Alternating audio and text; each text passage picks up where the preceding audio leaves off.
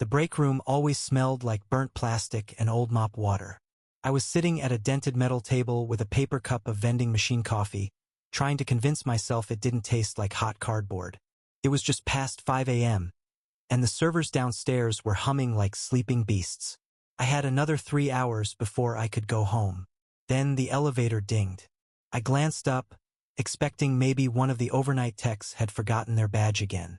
Instead, out stepped Lizette, in a tailored navy coat, heels clicking too sharp against the concrete, her lipstick too perfect for a place like this. For a second, I honestly thought I was hallucinating. Lizette! I stood up too fast, nearly knocking over the coffee. What are you doing here? She smiled, small, polite, like I was an acquaintance she'd run into at a fundraiser. I needed to talk. Thought it would be better if we weren't interrupted. In a data center? I gestured around us. At dawn. She didn't answer that. Just walked past me and sat on the edge of the table, crossing her legs like she was posing for a magazine photo. I've been seeing someone, she said. I blinked. What? Her voice was calm, measured, like she was reciting a gallery description. His name is Gareth Albrecht. He's a donor, major one. We met at the Basel reception last year. One thing led to another. Took a few seconds for my brain to catch up. I just stood there, heart pounding in my throat. I don't understand, I finally said. Why are you telling me this now? Because I wanted to be honest, she said. I thought you'd appreciate that. Appreciate? I laughed. Came out sharp and brittle. Lizette, you just told me you've been cheating on me. With a billionaire you shake hands with for press photos. She didn't flinch. It's more complicated than that. No, it's actually really simple. She stood now, smoothing the sleeves of her coat. Look, Jamal, I never pretended this was forever. You knew what this was. I stared at her. What exactly was it to you? Charity? Her tone stayed maddeningly steady. You're stable, quiet. I needed that for a while. And I made sure you were taken care of. Taken care of. That's when I felt the heat rise in my chest. You think I stayed because of your money? She gave me a look. Not cruel, just flat. You live in a penthouse you couldn't afford on your salary. Drive a car you didn't lease. Let's not pretend you didn't benefit. Something cracked in me right then. You've planned this, I said quietly. You came here thinking I'd just nod and go along with it. Like I'd keep playing house so long as the checks kept coming. She tilted her head. I was hoping we could be adults about it.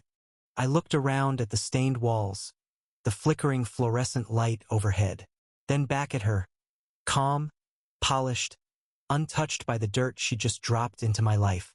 I'm not going to be your side piece, or your pet, or whatever the hell this was supposed to be. For the first time, her expression changed. Slight flicker of tension in her jaw. Then we have a problem, she said. And just like that, she turned and walked back toward the elevator. I stood there alone, the coffee gone cold in my hand, staring at the door long after it had closed behind her. I didn't sleep when I got home that morning. I just sat on the couch in silence, watching the sunlight crawl across the living room floor of a penthouse I suddenly hated being in. The quiet wasn't peaceful. It was like holding my breath underwater. By noon, I had made up my mind. I texted her. Just 3 words, we need to talk. She replied within 5 minutes. Come to the museum. My office. After hours. I showed up just before 6. The guards knew me, waved me in without a word. Her office was on the 3rd floor, behind glass walls and polished wood. She was already sitting at her desk when I walked in, wearing a sleek gray dress like she hadn't just detonated my life 12 hours ago. Jamal, she said without looking up. That was quick. I'm not here to talk circles, Lizette, I said. You need to tell Gareth it's over, or I will. She raised an eyebrow, finally meeting my eyes. Excuse me? You heard me. Either you end it or I go to the board. Let's see how your precious donor likes being exposed for sleeping with the curator who manages his donations. She didn't blink, just closed her laptop slowly and folded her hands. And what do you think that will accomplish? Maybe nothing. Maybe it gets me blacklisted. But it sure as hell won't be good for your little arrangement. She leaned back in her chair. You're serious. You bet your ass I'm serious. A pause stretched between us. Then she smiled, not wide, not kind. Just calculated. You really think you have the leverage here? I felt something shift. A cold wind behind the words. What's that supposed to mean? Lizette stood, walked over to the sideboard, and poured herself a drink. Neat bourbon, 2 fingers. No offer to me. Do you remember your little detour at 17? The hacking charge. My stomach tightened. Juvenile record, I said. Sealed. She said, swirling the glass. Not to certain people. Not when you're careless with your clearances. I stared at her, the silence between us going dense. You'd make something up, I said. No, she said evenly. I'd let the right people connect dots. Let them believe you've been selling access. That your late-night job is just a front. That's not true. She took a sip, unbothered. But it wouldn't matter, would it? Perception is enough. Especially with your history. I stepped closer, my voice low. You'd destroy my life to keep your affair quiet? She tilted her head. I'd destroy your life to keep mine intact. Let's not pretend you wouldn't do the same if the roles were reversed. I felt the weight of it all pressing down. The apartment, the car, the job I now realized I'd never fully owned. She had laid every brick of this cage carefully, and now she was showing me the blueprint. You think I owe you, I said. I know you do, she replied, voice quiet. I gave you a safe life. Respectability. All I'm asking is that you don't ruin it. I backed away, my chest tight. You're not asking, I said. You're threatening. She didn't argue. Just watched me leave like she'd already won. The next evening, I got a calendar invite from Lizette. Subject, dinner, 7 p.m. sharp. Location, home. Note, let's make this civilized. I almost deleted it. But I didn't. I knew what this was, a presentation. A final power play where she'd parade the new man around like a trophy, expecting me to nod along like a good relic of her curated past. So I set the table myself. Took down the expensive dishes we never used and lined up the wine glasses she loved. Then I waited, calm on the outside, fire on the inside. At 7:03, the door opened. Lizette breezed in first, with a perfumed kiss on my cheek like this was still some dinner party for mutual friends. Behind her was Gareth. He looked ordinary. Balding, soft around the middle, dressed like he'd stepped off the cover of a magazine titled Wealth Management Monthly. He gave me a grin, one of those tight, condescending things guys like him mastered in prep school. Jamal, he said. I've heard so much. I nodded. Wish I could say the same. Lizette shot me a quick look, warning or plea, I couldn't tell. We sat. They toasted to new beginnings. I raised my glass but didn't drink. Gareth talked like he was already installed in the space, commenting on the view, the layout, the wine selection. Then he said it. I've actually been looking at some art for the hallway, he said casually. That wall by the elevator? Needs a Rothko replica or something subtle. We'll get it cleaned up once the place is in my name. I stared at him. Excuse me.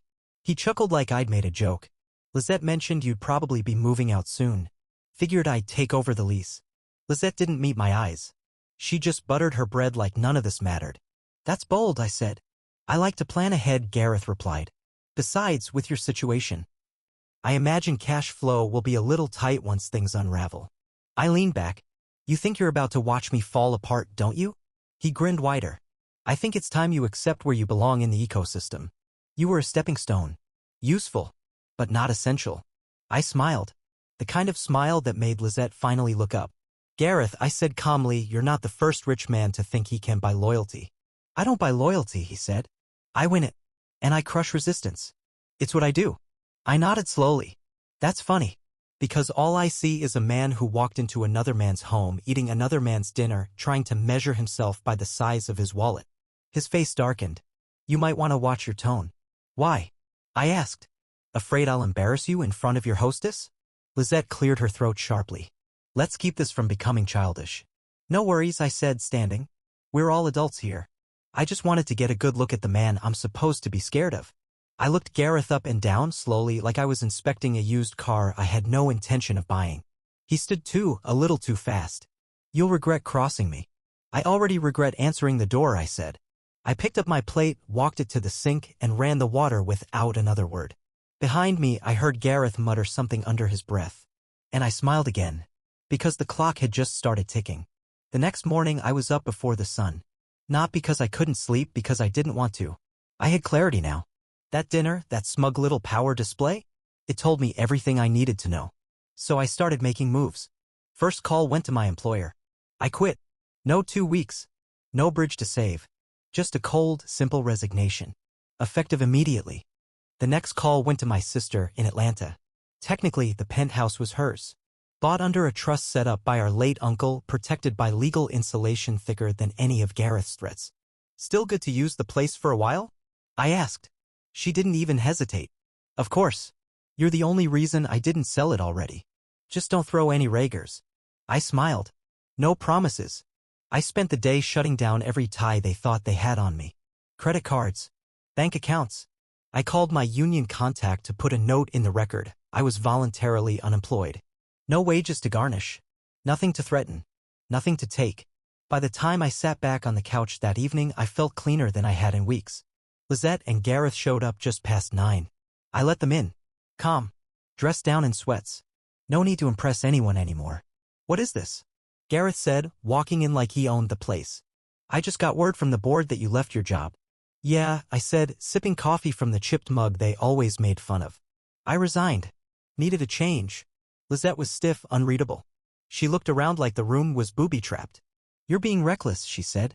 You're throwing away stability. I'm throwing away a leash, I said, setting my cup down. And as for the penthouse, good luck claiming it. It's not mine. Never was. Gareth blinked. What are you talking about? My sister owns it. I'm just the guest. Legally, you two have no stake in anything here. Lizette stepped forward, voice low and sharp. You're bluffing. I shrugged. Call your lawyer. But don't expect a key. That's when Gareth snapped. You smug little parasite, he said, stepping into my space. You think you're clever? You think you can just wriggle out of this like some rat in the walls? He shoved me harder with both hands. And just like that, the mask dropped. I didn't retaliate. I just stared at him, calm. Let the silence stretch. Lizette looked at me, maybe waiting for a punch, a reaction, a slip. Instead, I stepped back and said, loud and even, thanks for that. Gareth's nose flared. What? I pointed to the corner ceiling. Security camera. Motion activated. He froze. Lizette turned to look, eyes wide. She hadn't noticed it when they walked in. Congratulations, I said, reaching for the remote. You just physically assaulted a tenant. On camera. In someone else's property. I pressed a button. The camera whirred softly. You crossed the line, I said. You provoked me, Gareth barked. I stood in my kitchen and told you the truth. His hands shook now, rage or fear, probably both. Lizette reached for his arm, but he jerked away. This isn't over, he spat. No, I agreed. It's just beginning. They left without another word.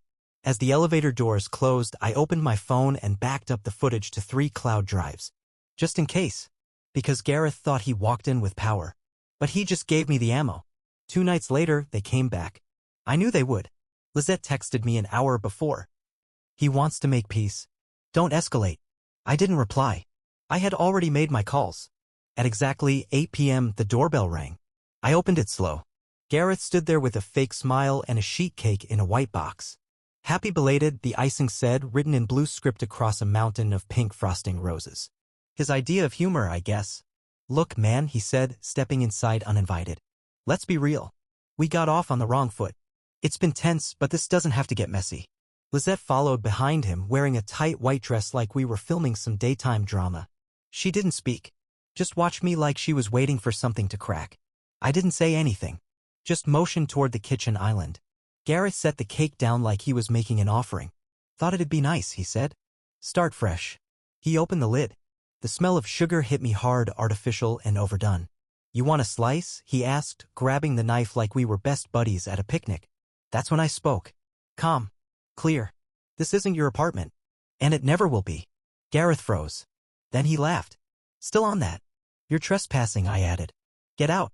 He grinned. Make me. That was it. No hesitation. No dramatic build-up. I punched him once, a clean jab straight to the stomach. He gasped, staggered back, nearly knocked the cake off the counter. Then I hit him again, this time in the ribs. He wheezed, dropped to one knee. Are you insane?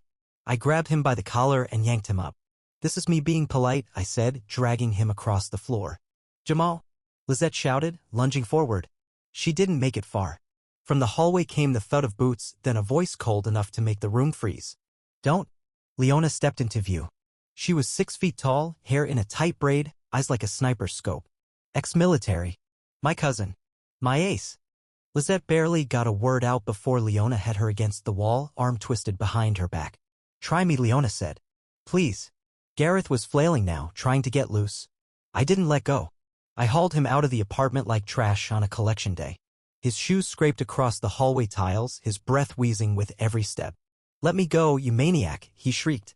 I did. Right in front of the elevator. He collapsed in a heap, moaning. Then I picked up the cake box and shoved it into his lap. Frosting smeared across his shirt and chin. You brought dessert, I said. Where it? He tried to stand. I kicked him down. Then I reached for the fire extinguisher mounted on the wall and walked over to his sleek electric car parked just outside. One swing. The side mirror snapped clean off. Another swing. The windshield spiderwebbed with a satisfying crack. I kept going, metal on metal, each blow wiping the smug off every memory I had of him. Lizette ran outside screaming, "What are you doing?" Leona followed, calm as ever, hands in her coat pockets. I turned, panting, extinguisher still in hand. Gareth was slumped against the sidewalk, icing on his cheek, dazed. I took out my phone. Snap. Just one picture. You wanted to play games, I said. Now you're the punchline. Lizette rushed to him, trying to wipe the frosting from his face. We'll sue you for this. I pointed to the camera mounted above the lobby door. Go ahead. I've got footage of him hitting me first. And you trying to enter without permission. She opened her mouth, then shut it. Leona stepped forward and looked Gareth in the eye. You're going to leave town. Tonight. And you're never going to speak his name again. Gareth whimpered. You can't tell me what to. Leona raised an eyebrow. Try me. They left. Staggering. Humiliated. And I just stood there on the sidewalk, frosting on my knuckles, extinguisher hanging at my side, heart finally steady for the first time in weeks. The cops showed up 20 minutes later. A neighbor must have called about the shouting or maybe about me redecorating a luxury car with a fire extinguisher. Either way, they came in pairs, badges visible but hands nowhere near their weapons. Evening, sir, the taller one said. Mind if we come in? I stepped aside, calm. I'd been expecting this. They walked through the apartment like they already knew the layout. One glanced at the broken cake box on the floor, the other at the faint frosting smear on the tile near the door. We got a call about a disturbance, the short one said. Something about an assault? Guy showed up uninvited, I said, voice steady. Started throwing his weight around. Shoved me first. I pointed to the camera in the corner. It's on video. Backed up to 3 locations. Mind if we take a look? The tall one asked. I pulled up the footage on my tablet. They watched in silence, Gareth storming in, yelling, the push. My reaction. My restraint. When it was over, they exchanged a quick glance. The shorter one scratched his jaw. Looks like self-defense to me. Mind if we get a copy? The tall one asked. I handed them a USB stick. Already loaded. As they turned to leave, the tall one paused. His eyes narrowed slightly like he was trying to remember where he'd seen me before. You ever work a job off East Franklin? Back in. I don't know, 17? I shrugged. Might have. Because I swear, he said, lowering his voice, I've heard your name come up on some interesting cases. His partner shot him a look, but he kept going. Used to be a crew, unofficial types. Cleaners. Off the books work. Helped out when red tape got in the way. I didn't respond. Just met his gaze. He smirked, then shook his head like he was talking to an old friend. Just saying, no one's looking to make trouble for a guy who used to fix things quietly. He patted the folder in his chest pocket. Appreciate the footage. Stay safe. They left. No cuffs. No follow-up. Just a nod, the kind you give someone you know can hold his own. After the door shut, I sat down on the couch and let out a breath. That was the difference between Gareth and me. He had money, sure. Power, on paper. But I had something better. History. And more importantly, people who remembered. Lizette and Gareth thought I was some lost puppy hiding behind her bank account and my clearance badge. But they forgot one thing. You don't corner a man who's already been to war. You just give him a reason to remember how to fight. A week passed. Not a word from Gareth. Not a single text from Lizette. But I knew that didn't mean peace, just panic behind closed doors. The first sign came quietly. A friend of mine, Tony, who worked in city records, pinged me one night with a message. That guy Gareth? He's trying to transfer the penthouse lease. Got denied. Loudly. I smiled at the screen, then tucked my phone away. Later that week, I stopped by a corner coffee shop I used to frequent. The barista, Brie, looked up, startled, then leaned over the counter. You know that pale guy with the weird hairline? She whispered. He came in here 2 days ago, asked if anyone had seen you. Looked like he hadn't slept in a month. I left a $20 tip. That's how it started. Then came the tailing. Not by Gareth. He didn't have the spine. No, it was the people from my past. Quiet folks. Background shadows. Men and women who knew what was owed and how to collect. I didn't ask them to do anything. Just made a few calls. Said some names out loud. And like gravity, they showed up. They never touched Gareth. Never even spoke to him. They just appeared. A silent man reading a newspaper outside his gym. A woman in a long coat standing across from his favorite cigar lounge. A familiar van parked near his new private office suite. Just shadows. Just enough to let him know he was never alone. I got another text, this time from someone who used to work at the museum. Lizette's lawyer came by to drop off divorce paperwork. She didn't even argue. Just signed and asked for the earliest exit date. That made me pause. Because I knew Lizette. She didn't just walk away from anything, not even a fight she was losing. But she was unraveling. I heard she'd quietly resigned from the museum board. Gave some rehearsed speech about creative fatigue and long overdue rest. Translation, she knew the donors were whispering. She knew the walls were closing in. Gareth? He tried to keep up the show for a few more days, still posted filtered selfies, still tried to drop his name around downtown. But he stopped appearing in person. The car was gone. Lease terminated. Last I heard, he sold some stocks for quick cash and left the city without even clearing out his things. I didn't touch a single one of them. Didn't lift a finger. Just let the silence do the work. Let them feel the weight of being watched. Of being hunted without ever hearing footsteps. Lizette had asked me once, during better times, why I never got involved in her gallery politics. Why I stayed quiet during drama. I told her then, I don't play games I don't plan on winning. She laughed at the time. But I bet she remembers now.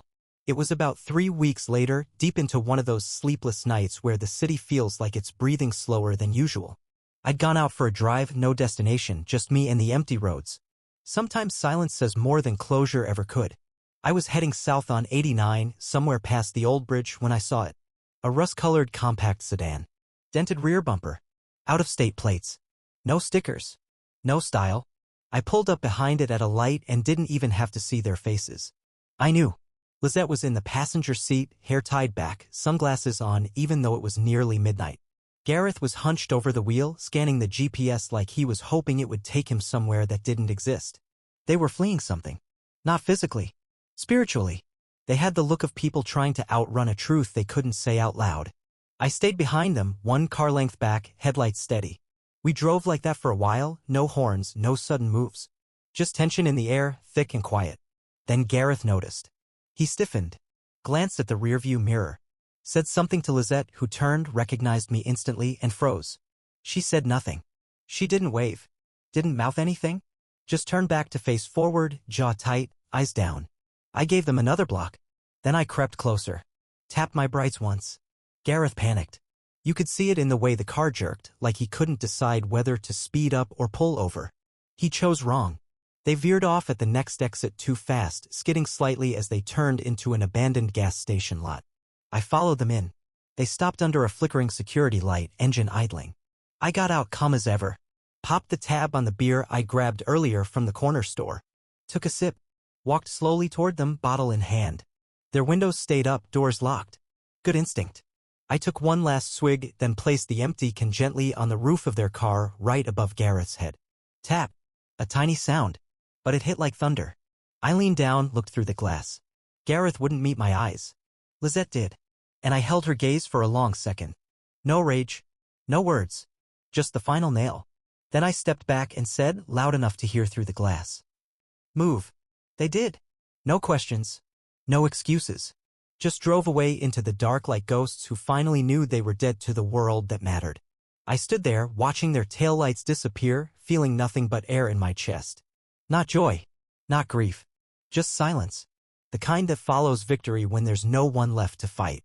And for the first time in what felt like forever, I smiled. Then I turned around, got back in my car, and drove on. No rear view. No regrets. Just forward.